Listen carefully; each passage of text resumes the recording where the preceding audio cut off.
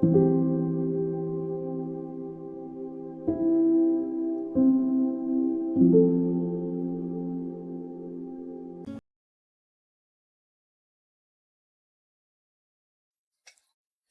now, it's time for DJ Rocky's Secret Files.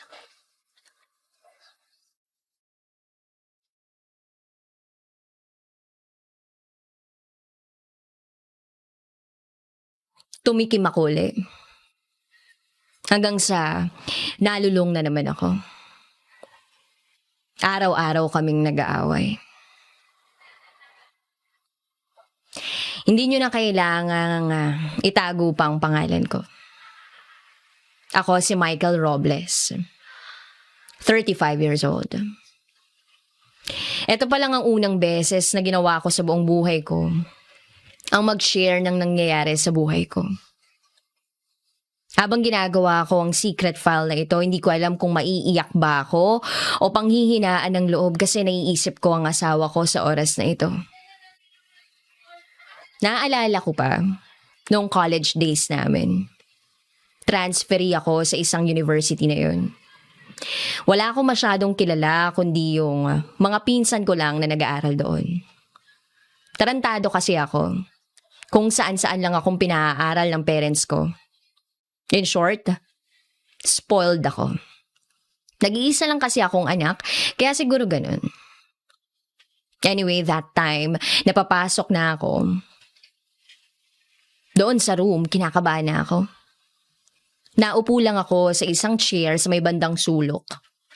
Tinitingnan ko yung mga kaklase ko sa subject na yun. Ang saya nila. Siguro, simula pa lang nung nag-college sila, magkakasama na sila. Magkakakilala na sila. Hanggang sa may lumapit sa akin isang babae. Sinabi niya sa akin na ngayon lang daw niya ako nakita. Tinanong niya kung bago ba daw ako sa school. At ang sabi ko, oo. Transferee ako. Galing akong ibang school. Ang sabi niya sa akin, wag ko daw papayagan na mabuli ako. Pero in fairness naman daw sa mga klase namin, kahit magulo, mababait naman daw. Napangiti lang ako.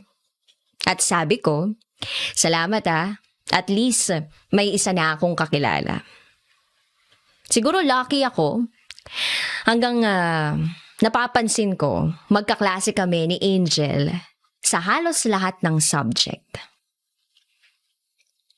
In fairness naman, mababait pala ang mga kaklase ko. Hanggang sa winelcome ako sa tropa nila. As in close ko na, mapababae man o lalaki. Tuwing may lakad ang tropa, andun ako kasama ako para makisama. Isang beses habang nag-aantay ng subject teacher at habang nakipagkwentuhan ako sa mga kaklase ko, bigla akong tinawag ni Angel. Lumapit agad ako at tinanong kung ano yung kailangan niya. Sinabihan niya ako na wala naman daw masama kung makikipagsalamuha ako sa mga klase namin. Pero okay lang daw sa akin, wag masyado. Tinanong ko bakit naman? Ang sagot ni Angel, matagal na daw niyang kilala. Simula pa nung first year college yung mga kaklase namin. Kaya alam niya kung ano yung meron sa mga yun. At ayun, sinabi niya na yung mga nagiging kaklose ko na kaklasmate na lalaki namin, may bisyo daw. Sabi ko, what do you mean? Sabi niya, bisyo, alak at droga. Wala naman daw masamang uminom kasi kahit siya nainom naman. Pero pag tungkol na daw sa drugs, iwasan ko daw. Sabi ko sa kanya, dati ko pa na-try yun eh. Pero tinigil ko na kasi yun yung promise ko sa parents ko. Kaya pinaaral nila ako ulit. At ang sabi niya, mabuti naman. Friendly reminder lang naman daw. At yun na. Lumalim ang samahan namin ni Angel. Napalapit ako sa kanya. Hanggang sa dumating yung araw ng acquaintance party namin. Masaya, kwentuhan, sayawan, iba pa.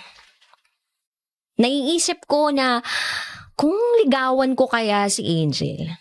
Total, medyo matagal na kaming magkakilala. At baka isa siya sa maging guide ko para maiwasan at hindi na ako bumalik sa bisyo ko. At least andyan siya lagi para sa akin. Kaya after nung party, niyaya ko si Angel magkape. Kaso, hanggang 12 midnight lang daw yung paalam niya sa mommy niya. Hindi na ako nagpumilit. Iniisip ko marami namang pagkakataon para maligawan ko na siya. Hanggang may pagkakataon na kami lang yung dalawa, naupo sa upuan malapit sa department office namin. Doon ako nagkaroon ng pagkakataon. Hindi na ako nag-aksaya ng panahon. Sinabi ko na kay Angel kung ano talaga yung gusto ko at kung ano yung gusto kong sabihin sa kanya. Noong una nagulat siya. Sinabi pa nga niya sa akin na inaabuso ko daw yung pagkakaibigan namin. Sabi ko hindi naman sa ganun. Gusto ko lang na masigit pa sa pagkakaibigan natin. Sinabi ko sa kanya yung ibang dahilan at yung isa pa na gusto ko sanang mapalayo sa bisyo. Pero sabi naman niya sa akin, kahit andyan siya o wala, pwede ko naman daw iwasan. Sabi ko, oo naman. Pero gusto ko talaga na maging tayo. Sinabi niya naman sa akin na pag-iisipan daw muna niya. Pero wag daw akong aasa kasi hindi niya priority yung ganung bagay. Nangako daw kasi siya sa dad niya bago pumanaw na mag-aaral siyang mabuti para matulungan niya yung mom niya. Lalo na meron pa siyang isang kapatid na maliit pa. Kaya dumaan ang araw, linggo, buwan, simula nung magkausap kami ni Angel. Isang araw, kinumusta ko siya sa panliligaw ko. Sabi niya, in fairness daw, nakikita niya na seryoso ako sa pag-aaral ko at masipag ako. Kaya baka daw konting panahon pa. Pero sabi niya sa akin na kung sakaling maging kami, hindi daw ako yung magiging priority niya. Sabi ko naiintindihan ko siya. As in, lahat para sa amin kaya kong intindihin. Lumipas pa ang mga araw. Hanggang sa isang araw, tinawag niya ako sa school. Sabi niya, isasama niya daw ako sa bahay nila. Nagulat ako dun sa sinabi niya. Sabi ko sa kanya, hindi ba ipapakilala mo lang ako sa mom mo pag naging tayo na? Kumbaga parang may idea na ako dun sa gusto niyang sabihin. At hindi nga ako nagkamali. Noong araw na yun, September 22, 2003, sinagot ako ng babaeng mahal ko. Gusto kong sumigaw sa school, grabe. Parang gusto kong malaman ng lahat na sinagot na ako ng taong mahal ko. Habang nagmamaneho ako ng kotse, napapansin ni Angel na nanginginig ang kamay ko sa manibela. Sabi niya sa akin, relax ka lang, magpakatotoo ka lang sa mom ko dahil alam ko magugustuhan ka niya. Sabi ko, hindi ko maiiwasan kasi sa totoo lang, yun yung unang beses na haharap ako sa parents ng nobya ko. I felt very nervous. Parang ang daming paru-paro na naglalaro sa dibdib ko. At ayun na nga, sabi niya, bumusina daw ako para buksan ng katulong nila yung gate nila. Nakapasok na kami. Nasa sofa kami ni Angel habang hinihintay namin yung mom niya na nasa itaas. City librarian ang mom niya. Kaya naisip ko siguro maraming tanong to sa akin. Kasi puro libro yung kasama araw-araw. At ayun na nga. Nakita ko yung mom niya for the first time. Pababa pa lang ng hagdanan, tumayo na ako. Sabi ko kaagad sa mom niya, "Good evening, mom." Tapos sagot sa akin, "Umupo ka, iho." Parang nakakatakot yung boses ng mom niya. Tinitingnan ko si Angel pero napapangiti lang siya. Unang tanong agad ng mom niya, kung matinong tao daw ba ako. Bago ako makasagot, sinundan ka agad ng seryoso ka ba sa anak ko?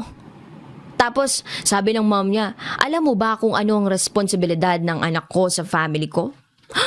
Grabe.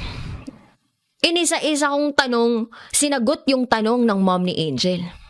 Tapos biglang hinawakan ni Angel ang kamay ko. At sabi sa mom niya, "Mom, si Michael nga po pala, boyfriend ko." At ayun na. As in, parang nasa kalawakan ako nung sinabi ni Angel sa mom niya na syota niya na ako. Napangiti yung mom niya. Sabi, alam daw niya kasi ako lang daw yung unang lalaking dinala ni Angel sa bahay nila. Isa lang pakiusap ng mom niya. Huwag ko daw sasaktan ang panganay niyang anak kasi kahit saan daw ako magtago, hahanapin daw ako.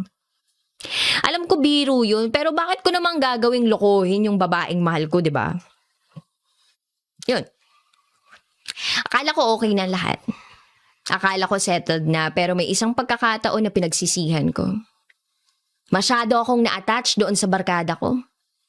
Yung pa naman sila ang sinabi ni Angel na iiwasan ko. Sa madaling salita, natikman ko na naman ng droga. At hindi lang tikim, unti-unti na akong nalulong. Araw-araw kaming nag-aaway ni Angel dahil sa mga pinaggagawa ko. Halos araw-araw siyang umiiyak. Sabi niya, akala daw niya pag naging kami, magbabago lahat at magiging going straight na ako. Bakit ko daw sinira yung tiwala na yun? Pero sa pagiging tarantado ko, parang pasok sa tenga, tapos labas dun sa isang tenga yung sinasabi ni Angel. Hanggang dumating sa isang point na halos itakwil na naman ako ng parents ko. Suko na sila sa mga ginawa akong kawalang hiyaan. Masasabi ko na ang sama akong tao nung time na yun. Hindi lang pamilya ko ang sinaktan ko, pati ang babaeng mahal ko. That weekend habang nasa bahay ako, kumatok sa room ang katulong namin. May naghahanap sa akin. Pagkalabas ko, nagulat ko ako kasi nakaupo sa upuan si Angel. Tinanong ko siya kung anong ginagawa niya sa bahay namin. Paano niya nalaman yung lugar? Kasi yun yung unang beses na nagpunta siya sa amin. Maya-maya lumabas ang mom ko galing sa room. Siya pala ang nagpapunta kay Angel sa bahay. Nakaupo kami kasama parents ko at Angel. Sinasabi ng parents ko na ipapaubaya na lang daw ako kay Angel kasi suko na sila. As in, wala na daw mapipiga pa para sa kanila. Kung gusto ko daw magpatuloy sa pag-aaral, pag-aralin ko daw yung sarili ko or tutulungan ako ni Angel. Siyempre, alam ko yung sitwasyon ni Angel kaya sabi ko, kung mag-aaral man ako uli, ako nang bahala. Sinabihan ako ni Angel na bumalik doon sa SETI para mag-aral at gagawan daw niya ng paraan para matuloy lang yung pagpasok ko. Kinunan niya ako ng boarding house, binibigyan niya ako ng allowance kahit alam niya na hindi siya sigurado kung papasok ba ako o hindi. Pero hindi siya nawalan ng pag-asa na magbabago ako. Talagang masasabi ko na grabe yung sakripisyo ng girlfriend ko sa akin. Hanggang isang araw, pinapunta niya ako sa bahay nila. Wala akong kaide-idea kung bakit at kung ano yung dahilan. Nagulat na lang ako nung sinabi niya sa mom niya na nagsasama na kami. Nagulat ako at tiningnan ko siya. Pero patuloy pa rin siya sa pag-explain niya sa mom niya ng dahilan. Pumayag naman yung mom niya sa gustong mangyari ni Angel.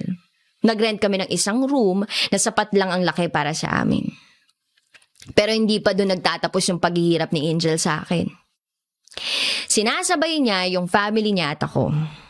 Hindi ko alam kung saan nakatago yung konsensya ko nung time na yun, pero hindi ko pa din maramdaman yung paghihirap niya. Kasi siguro dahil na rin sa impluwensya ng droga.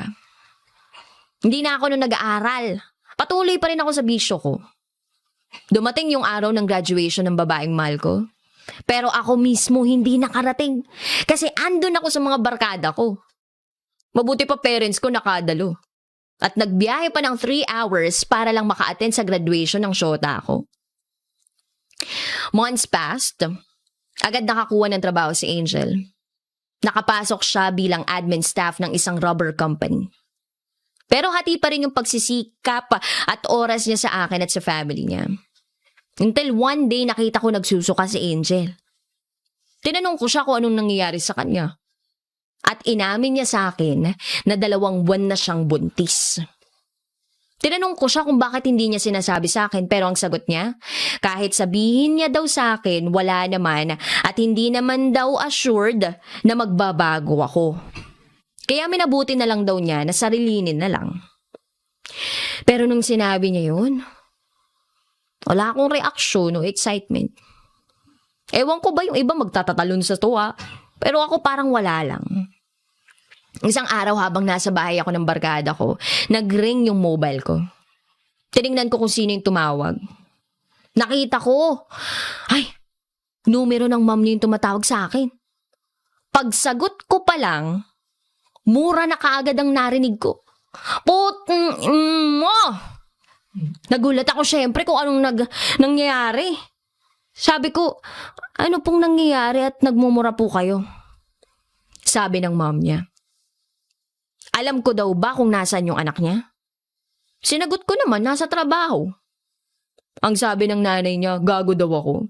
Nasa ospital daw yung anak niya at nasa ICU.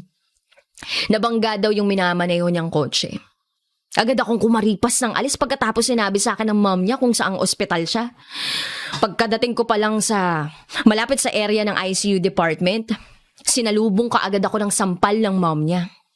Sinabi niya sa akin na sana daw ako yung nakahiga at hindi yung anak niya at hindi mawawala yung apo niya. Nagsisisigaw yung nanay niya at ang daming sinasabi. Hindi ko alam kung ano nang nangyayari sa akin. Biglang gumaan yung katawan ko, nanlamig ako at hindi ko maipaliwanag. Biglang tumulo yung luha ko. Alam ko, hindi dun sa sinabi ng nanay niya kundi sa nakita ko yung syota ko nakahiga sa loob ng ICU at 50-50 yung kalagayan. Iyak lang ako ng iyak habang tinitingnan ko yung syota ko. Wala akong pakialam sa mga taong nakatingin sa amin o sa akin hanggang sa nagbigay ng hudyat yung doktor na pwede na akong pumasok. Nasa tabi lang ako ni Angel. Wala akong maramdamang kahit anong gutom. Iyak ako ng iyak habang tinitingnan ko si Angel. Nagpaalam ako sa mom ni Angel. Sabi ko, uuwi muna ako sa amin at kakausapin ko yung parents ko. Medyo nag-cool down na yung emotions niya kaya pumayag naman siya. Pagka-uwi ko sa amin, kinausap ko yung mom and dad ko. Humingi ako ng tawad at humingi ako ng huling pagkakataon.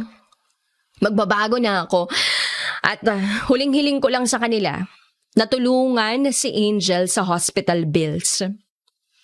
Pumayag naman sila kasi hindi na iba sa kanilang syota ako.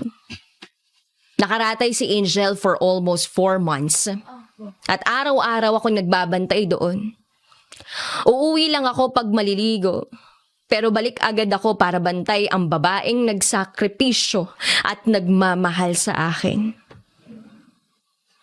Unti-unti nang nagkamalay si Angel. Kinausap ko siya kahit nakapikit ang mga mata niya. Pero alam ko naririnig niya lahat ng sinasabi ko. Nangako ako sa kanya na paggising niya at okay na siya, promise magbabago na ako. At sana bigyan niya pa ako ng huling pagkakataon. At habang nagsasalita ako, nakita ko sa mata ni Angel na kahit nakapikit siya, tumulo yung luha niya. Napaiyak talaga ako kasi pakiramdam ko, yes yung sagot niya nung nanghihingi ako ng huling pagkakataon. At sa awa ng Diyos nakalabas na ng ospital si Angel at nagpapagaling na sa bahay nila. Ako mismo ang nag-aalaga habang nasa pasok ang mom niya. As in, tutok na tutok ako sa kanya lalo na sa therapy niya. Until one day, habang pinapakain ko siya, sinabi niya sa akin na, salamat. Sabi ko naman, for what? Sabi niya sa pag-aalaga ko daw sa kanya. Sabi ko sa kanya, kung magpapasalamat man ako, ayun ay, dahil sa kanya. At sa kanya lang talaga ako magpapasalamat. Kasi nakita ko kung ano yung ginawa niya sa akin. Yung sakripisyo niya, yung pagmamahal niya, yung pag-aalaga niya. Nag-iyakan kaming dalawa till sinabi ko sa kanya, I wanna marry you. Bigla akong niyakap ni Angel at sabi niya, yes, magpapakasal siya sa akin. 7 months after ng recovery niya, nagpakasal kami. We're both not ready na magkaroon ng ingrandeng kasal. So we decided civil wedding muna. After nung kasal, kitang-kita ko yung sayang nararamdaman niya. Panayakap niya sa akin at panay sabi ng thank you. Sabi ko, no. Thank you, my wife. Hindi na bumalik sa trabaho si Angel. Binigyan kami ng parents ko ng puhunan para makapag-start ng business. Isang maliit na booth sa isang mall.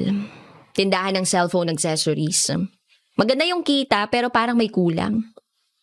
Till one day, nagpaalam ako sa asawa ko na mag-apply ako abroad. Sabi niya, bakit pa? Nabubuhay naman kami sa Pilipinas kahit papaano. So, kalaunan pumayag naman siya. After a year sa pag-apply, nakapagtrabaho ako. I'm working as a document controller sa bansang UAE. Halos araw-araw ko kausap ang asawa ko sa social media. Mapabahay man siya or kung saan man siya. As in consistent. Kumustahan to the max talaga, may iyakan, may tawanan. Alam mo yung miss na miss niyo yung isa't isa. Basta lagi niyang sinasabi sa akin na mag-iingat daw ako. Onting tiis lang at makakauwi din ako at hindi na ako babalik sa UAE. May 8, 2008, umuwi ako. Annual vacation ko. Ang saya namin, halos hindi kami mapaghiwalay. Grabe yung pangungunila namin sa isa't isa. Habang nagde-dinner kami kasama ang pamilya niya at pamilya ko, sinabi ko na susunod na uuwi ako, 2009, magpapakasal kami ni Angel sa simbahan. We agreed. Yun daw naman talaga yung pinapangarap niya. Yung makapaglakad siya sa altar. So after a month, bumali naman ako sa Abu Dhabi para magtrabaho. Ilang weeks lang napapansin ko na bihira na lang mag-online yung asawa ko. Tinanong ko yung mom niya kung nasaan yung asawa ko. Ang sabi, masyado lang daw busy kasi medyo malakas daw yung business namin na cellphone accessories. Panatag naman ako kasi as long as nasa mabuting kalagayan yung asawa ko, kontento na ako doon. Minsan nung ka-video call ko yung asawa ko, napapansin ko sa balat niya parang may mga pantal. Tinanong ko siya kung anong nangyari pero sabi niya wala daw yun. Baka nabangga lang siya sa isang matigas na bagay. Hindi niya napansin, kaya nagkapasa. Pero tingin ko sa asawa ko, pumapayat siya at parang namumutla.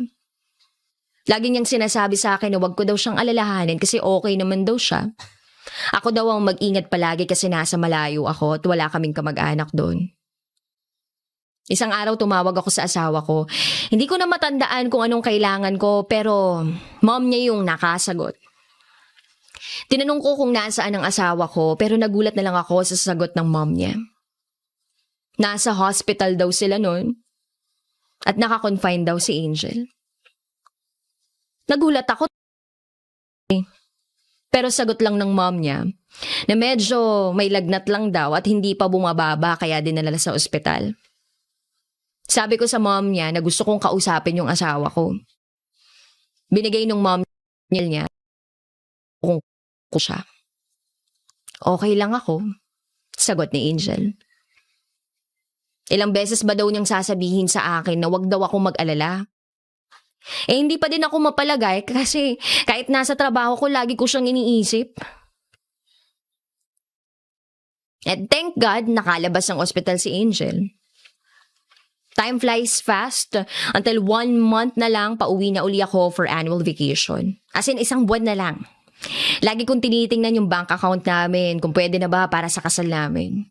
Ito siguro yung pinakamagandang mangyari sa buhay namin ni Angel, yung makasal kami sa simbahan. Excited ako at sa bawat araw na dumadaan at inaantay ko pag uwi ko. Nakabook na ako ng plane ticket at masasabi ko, everything is okay, kasalan na pag uwi ko. August 5, 2009. Pagising ko may nakita akong text ni mommy ni Angel. Nagtataka ako, bakit biglang text sa akin? Kasi first time nag-text yung mom niya. Ang sabi lang sa text, as long as mabasa ko yon, tawag ako agad at importante emergency. Kinakabahan na ako noon. Kaya dali-dali akong tumawag. Wala na si Angel. Yun ang unang bungad ng sinabi ng mom ng asawa ko. Sinagot ko, saan po siya nagpunta? Anong ibig sabihin po ng sinasabi niyo? Pero iyak lang ng iyak yung mom niya. Doon pa lang alam ko na kung anong ibig sabihin ng mga pangyayari. Kaagad kong binaba ang telepono ko. Napaupo ako sa kama ko nag-iisip pero sa totoo lang, wala naman akong matinong maisip. Siguro 20 minutes ako nakaupo hanggang sa kinuha ko yung cellphone ko at tinawagan ko yung manager ko. Sinasabi ko sa kanya lahat kung ano yung nangyayari at sabi ng manager ko, condolence daw. Wag na daw akong pumasok, asikasuhin ko na lang daw yung rebooking ng ticket ko. Habang ginagawa ko lahat ng kailangan kong gawin, yung sa ticket para akong nakalutang. Ang daming tawag sa akin, halos mga kasamahan ko sa trabaho kasi nga nag-post pala yung manager ko sa FB account niya tungkol sa nangyari sa asawa ko. Hinayaan ko lang mag-ring yung mobile ko. Narebook ko yung ticket ko at 8 p.m. ang alis ko on that exact same day. Before lunch, tapos ko na kailangan kong tapusin. Haba ng oras ng pag-aantay ko para makapunta sa airport. 4 p.m. sunundo ako ng barkada ko at dati kong katrabaho. Inatid niya ako sa airport. 5 p.m. kinabukasan habang papalabas ako ng airport, nakita ko yung dad ko na nag-aabang sa akin. Talagang nakalutang yung katawan ko habang papalapit kay dad. Tahimik lang ako nung nasa sasakyan kami. Habang papunta dun sa funeral parlor na pinagdalhan sa asawa ko. Nagsasalita at nagtatanong ang dad ko pero para bang wala akong marinig. Hindi ako sumagot. At yun na nga, pababa na ako ng sasakyan. Palakad pa lang ako sa pintuan ng funeral parlor. Napakabigat ng mga paa ko. Parang ang hirap humakbang papasok sa loob. Dahan-dahan ang paglakad ko papunta sa kabaong ng asawa ko. At doon unti-unting tumulo ang luha ko habang papalapit sa kanya. Pero bago pa lang ako makalapit, bigla nang bumuhos ang luha ko. Hindi ako makapaniwala na ang nasa loob ng kabaong ay ang asawa ko. Bumuhos ang luha ko at humagulgol ako sa iyak. Wala akong pakialam kung tinitingnan ako ng mga tao. Halos mapasigaw ako sa mga sinasabi ko sa kanya. Habang umiiyak ako at nakatingin sa asawa ko sa loob ng kabaong. Sabi ko, napakadaya mo, Angel. Bakit mo ginawa sa akin to? Bakit mo ko iniwan? Di ba sabay-sabay pa natin bubuuin yung plano natin? Bumuo ng isang masayang pamilya, maglalakbay sa ibang bansa, tigit sa lahat, yung matagal mo nang inaasam na makasal sa simbahan. Eto, narito yung 2 singsing na sa kamay ko. Sana, Angel, gumising ka, magpapakasal ba tayo sa simbahan? Tsaka isa pa, bakit di mo sinabi sa akin na may sakit ka? Sana man lang naalagaan kita. Kasi ikaw yung nag-alaga sa akin at nagtiwala sa akin nung lumihis ako ng landas. Bakit mo ginawa sa akin to, please naman? Lahat pwede ko isakripisyo para sa'yo. Ikaw yung nandyan nung nawala ang tiwala ng parents ko sa akin. Lahat ginawa mo para matuwid ako at mapabuti yung buhay ko. Ikaw yung angel ko. Ikaw yung anghel ko. Mahal na mahal kita. Hindi ko na maalala kung ano pa yung nasabi ko sa kanya nung kaharap ko siya sa kabaong. Basta naramdaman ko na lang na pinuntahan ako ng mami ko at hinimas ang likod ko. Sabi niya sa akin, leukemia daw yung sakit ni Angel, stage 4 kaagad. Sabi pa, kaya pala minsan hindi umuwi si Angel sa bahay kasi nasa ospital daw. Nagpa-confine siya nang mag-isa lang siya. At ni isa kahit mami niya hindi niya ipinaalam kasi alam daw niya na magsusumbong yun sa akin at ayaw niyang makaistorbo sa trabaho. Ayaw niyang mag-alala ako. Etong previous day lang daw na trace nila na may previous record yung asawa ko kaya nalaman na labas-pasok ito. Siya lang nakakaalam. Grabe ang lungkot ko. Gusto ko na rin sumunod sa kanya kaya kung ano-ano na lang pumapasok sa isip ko. Pero naaalala ko yung mga sinabi niya sa akin nung hinatid niya ako sa airport. Sabi niya kahit anong mangyari, i-enjoy mo yung buhay na ibinigay ng may kapal. At kailangan nating lumaban ng sabayan sa problema. Kaya huwag kang mawawala ng pag-asa. Yun yung lagi kong iniisip sa tuwing pinanghihinaan ako ng loob. Sa ngayon, 9 years nang wala yung asawa ko. Pero siya pa rin yung nag-iisang angel sa buhay ko. Well, I'm in a relationship. Pero sa 9 years na yun, swerte na siguro na makaabot ng 1 taon yung relasyon na yun. Siguro na rin, hindi ko kasi nakikita sa kanila yung nakikita ko sa asawa ko. Marami nagsasabi sa akin na mag-move on na ako. Inaamin ko kahit sa sarili ko na hindi ko na alam kung paano makamove on. Siguro, para sa akin kasi yung salitang move on is not defined as an action, but it is also a decision. Hindi ko lang alam talaga kung anong gagawin ko. Yakapin mo ang mga magulang mo habang nandyan pa sila kasama mo. Itago niyo ako sa pangalang Kira. At ito ang aking secret file. Namulat ako sa maganda at maayos na pamilya. Kung ano yung gusto ko, binibili ng mga magulang ko. Gusto ko nito, gusto ko niyan, ma. Kailangan ko ng ganito, pa, bilhan mo ko nito. At sa isang iglap, nandiyan na agad. Si mama nagtatrabaho noon sa isang kumpanya at isa siyang boss doon. Si papa naman may talyer. Fast forward, nagdalaga niya ako, nasa kolehiyo na. Nang magka-cancer si mama. Breast cancer. Halos sa ospital na kami tumira. Pero yung samahan namin ng pamilya ko, walang nabago. As in, masaya at maayos pa rin. Sabi nga nila, ang swerte-swerte mo naman sa mga magulang mo, ang babait nila. At sobrang natutuwa naman ako kasi magulang ko yun eh. Akalain mo yun? Swerte ko pala talaga. Hanggang sa tumagal ang panahon, naging okay na si mama. Nakauwi na siya ng bahay. Doon na siya nagpagaling sa bahay. Pero, isang araw, nagulat na lang kami dahil ayun na naman. Nagkaproblema na naman si mama. Kasi, saan daw sila kukuha ng pera? Ang mahal-mahal na ng gamot niya.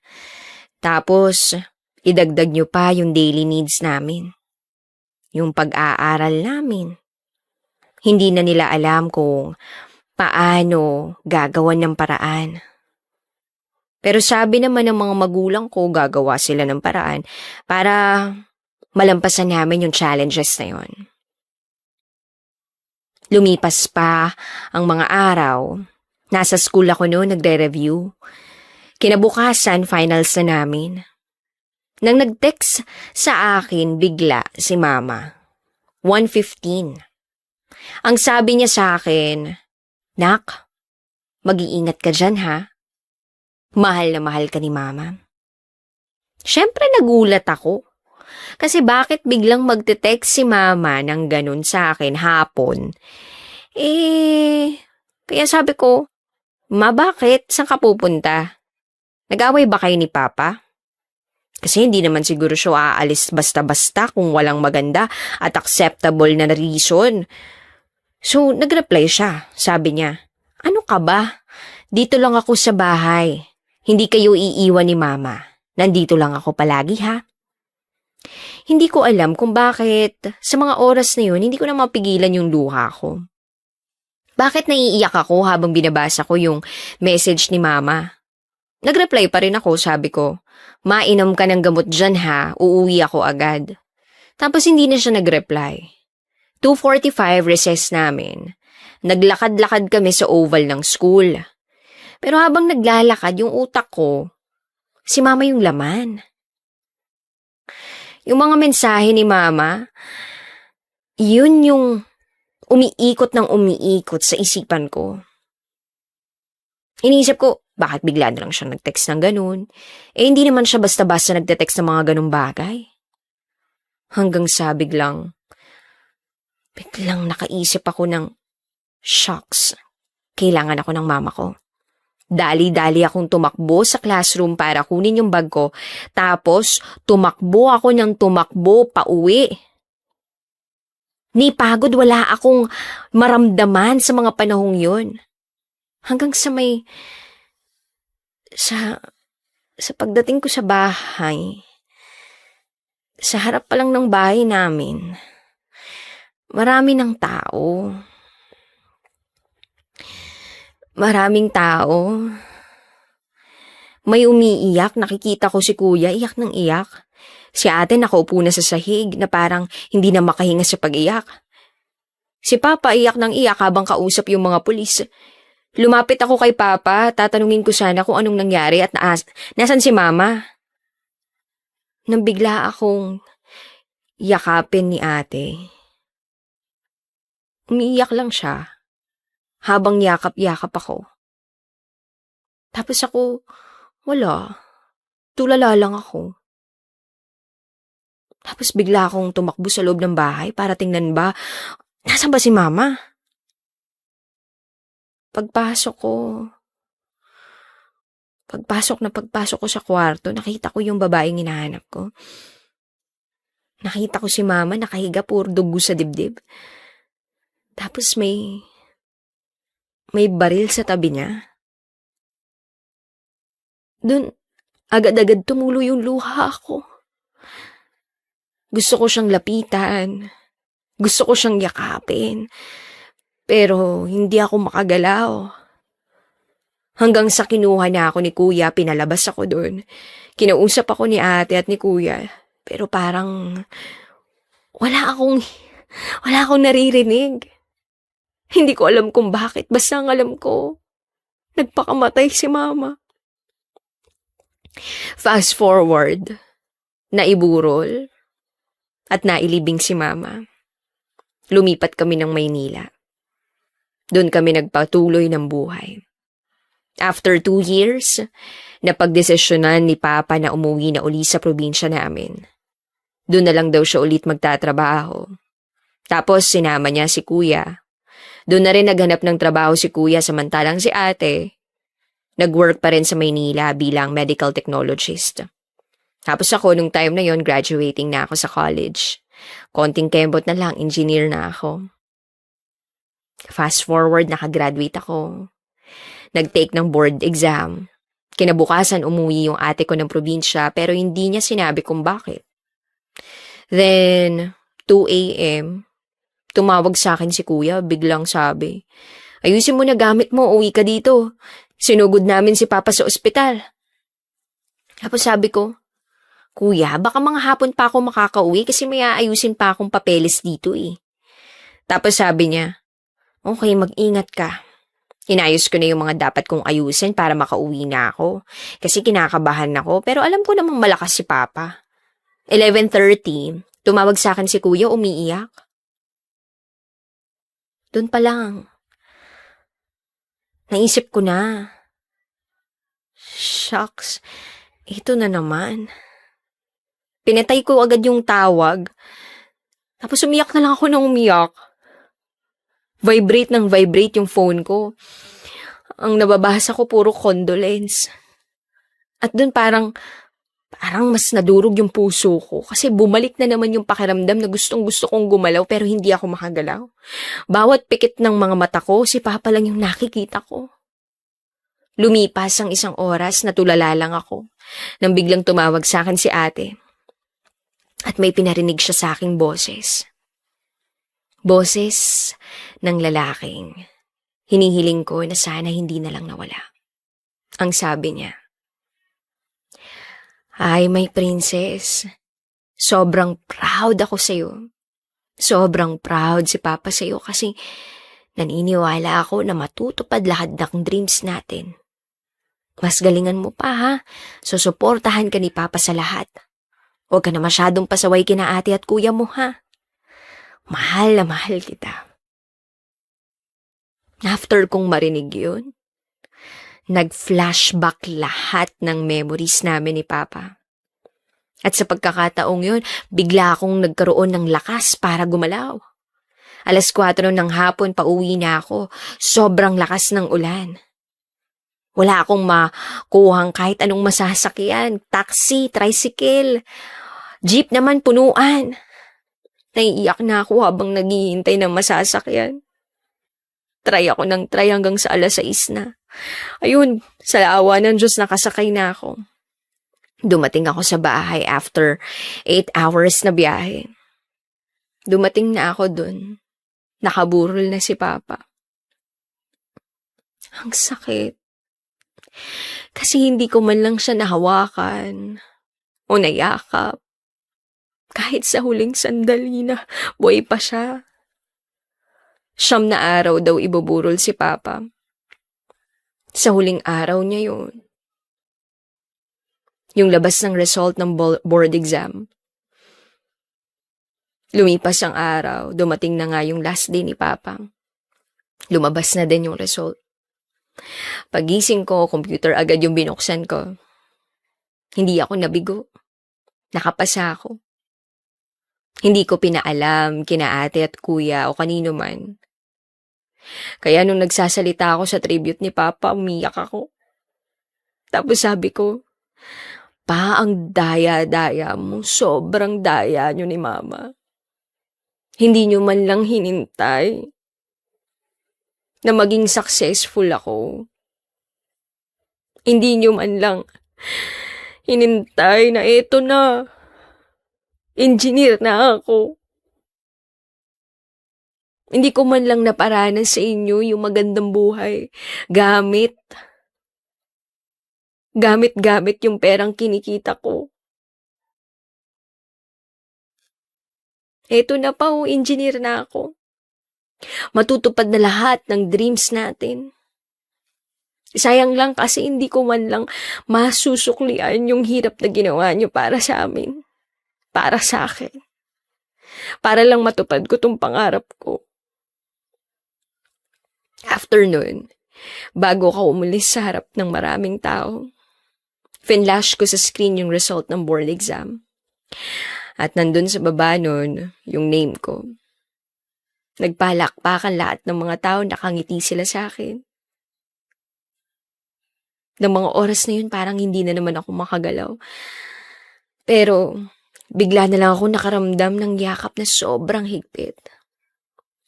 At yung yakap na ayaw ko nang matapos. Kasi parang niyakap ako ni Papa.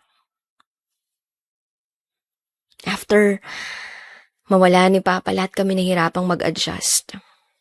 Tapos minsan may mga nagtatanong sa akin, ano raw ba yung mas mahirap?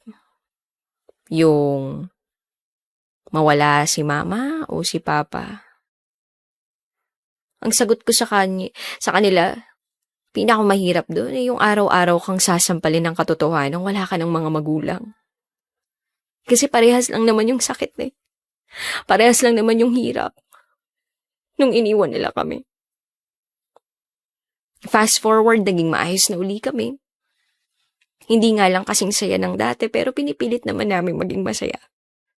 May pamilya na yung kuya ko at yung ate ko naman very hardworking. At ako, ito medyo nakaka-adjust na sa trabaho.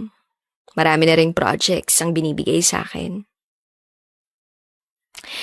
And hindi naman namin lahat makukuha eh. Pero kung meron man akong hiling sa buong buhay ko, siguro yun ay ang maging mapayapa kung nasaan man sina Mama at Papa.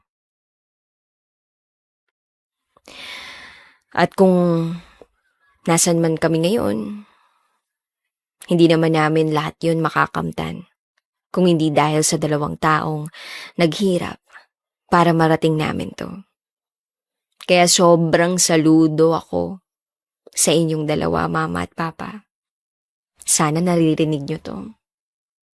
Hanggang dito na lamang po. Thank you and God bless you all. Muli, ako si Kira at ito ang aking secret file.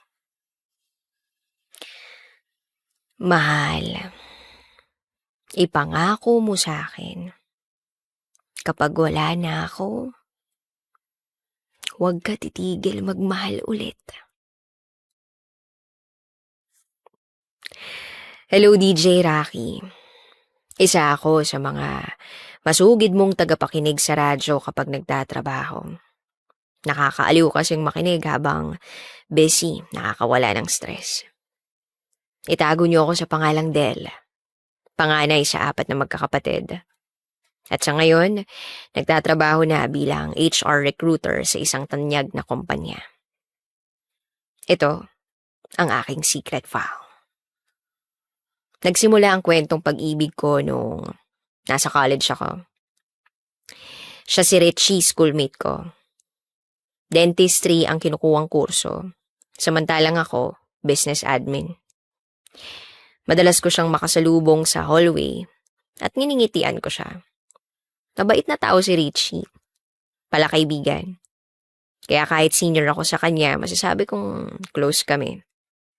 Bihira kami magkasama gawa ng magkaibang course kami.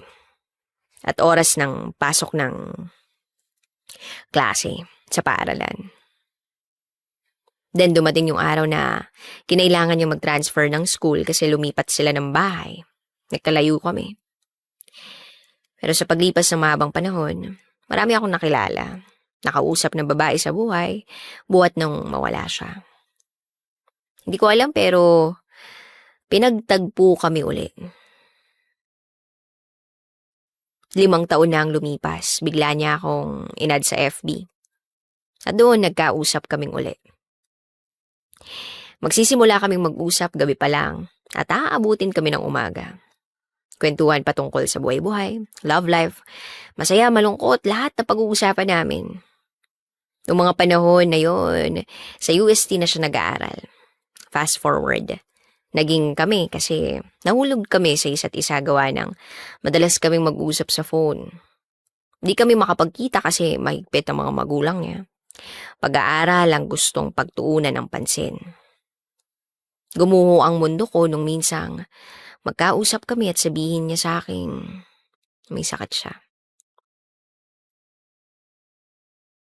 Lahi daw nila. Lung cancer. By the way, ampon lang si Richie. Di niya kilala yung totoong pamilya niya. Kinupkup lang siya ng kaibigan ng mom niya nung isilang siya. Nung una, stage 1 pa lang yung sakit niya. May boses pa siya noon at malakas pang magsalita. Pero sa paglipas ng panahon, dahan-dahang nawawala yung magandang boses niya. Madalas siyang isugod sa ospital para patingnan kung kumusta na yung lagay niya. Kung minsan naiiwan siya mag-isa sa ospital gawa ng busy yung stepmom and dad niya. Meron siyang mga stepbrother, pero malalaki na at may kanya-kanyang buhay na kaya siya yung palaging mag-isa sa bahay o kaya naman sa ospital. So dumating yung araw, nahuli si Richie ng mga kuya niya na magkausap kami. Nagsumbong sa parents nila. Hindi naman kasi kami legal. Pag-aaral ang gustong mangyari ng mga magulang niya. Wala mo ng boyfriend. Kinuha yung phone ni Richie. And that was August 2018. Matagal na panahon kaming nawalan ng komunikasyon. Buti na lang kabisado niya yung number ko. Nakikitawag siya sa nurse na nagbabantay sa kanya. Ina-update niya ako sa nangyayari sa kanya pero bihira dahil nakikigamit lang nga siya ng cellphone. Nakakalungkot lang kasi sabi niya, nasa stage 3 na siya. Palagi niyang sinasabi sa akin na huwag ako malungkot. Kapag wala na siya o nawala na siya, huwag akong titigil magmahal. Dinala siya sa Davao. Nagbaka sakali na doon magamot siya kasi hindi nakakaya ng ospital dito sa Metro Manila yung gamutin siya. Patuloy pa rin kami nag-uusap. Patuloy pa rin yung relasyon namin ng patago. Ayaw kasi sa akin ng mga magulang niya. Una, dahil hindi ako mayaman. Pangalawa, wala raw akong lahi. Pangatlo, mga nag-aaral pa lang kami noon. Half American kasi si Richie, DJ Rocky. At masasabi kong mayaman talaga sila. Tinitiis ko yung bawat araw na dumaraan na hindi ko siya makakasama. Kasi pilit siyang inilalayo ng parents niya sa akin. Dinaanan din namin ni Richie yung bubuo ng pangarap. Oo, sinabi ko sa kanya na mahal ko siya. Na masaya ako sa kanya, kontento ako sa kanya. Na huwag niyang isipin yung sakit niya o yung mga magulang niya. Mahahadlangan yung pagmamahala namin. But things got worse. Umihina na siya. Stage 4 na raw. Sa mga araw at gabing dumadaan, hindi ako mapalagay. Gustong-gusto ko na siyang makita. Gusto ko nang makita yung taong minamahal kong kahit malupit sa amin yung pagkakataon. Nagkaroon ako ng chance na makita siya nung bumalik na sila dito sa Metro Manila. Pinuntahan ko siya sa isang tanyag na ospital para dalawin. Makita, palakasin ng loob, at patuloy na lumaban. Yung babae na nakilala ko noon na sobrang sigla, malusog, malayo sa itsura na nakita ko. Halos hindi ako makapagsalita nung makita ko siya ng personal. Hindi ko na malayang tumutulo na ang mga luha ko habang papalapit ako sa kanya. Ganun din siya. Mahal, nandito na ako. Pakatatag ka. Cancer lang yan. Kayang-kaya mo itumbayan kasi matapang ka. Bubuo pa tayo ng pamilya, di ba? Sabi ko sa kanya. Nangiti siya at naluha siya sa sinabi ko. Humagulgol ako lalo sa binigkas niyang salita sa akin nung magkasama kami sa ospital. Mahal, ipangako mo sa akin. Kapag wala na ako, huwag kang titigil magmahal uli ah. Kahit paulit-ulit kang masaktan. Kasi para malaman natin na sa buhay, kailangan maramdaman din nating masaktan. Sobrang saya ko, mahal. Kasi ikaw yung unang naging boyfriend ko. Araw-araw, pinapalakas mo yung loob ko para lumaban. Pag wala na ako, at hindi na tayo magkita, tandaan mo, mahal na mahal kita. Tandaan mo, proud na proud ako sa'yo. Kasi mabuti kang tao. Mabuti kang anak sa family niyo.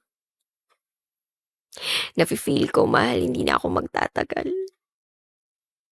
Oo, natatakot ako na baka hindi na kita makita pa. Kasi dadalhin na ako nila mama sa Canada para dun gamutin. Tandang-tanda ako pa yun, mahal. Masakit. Sobra.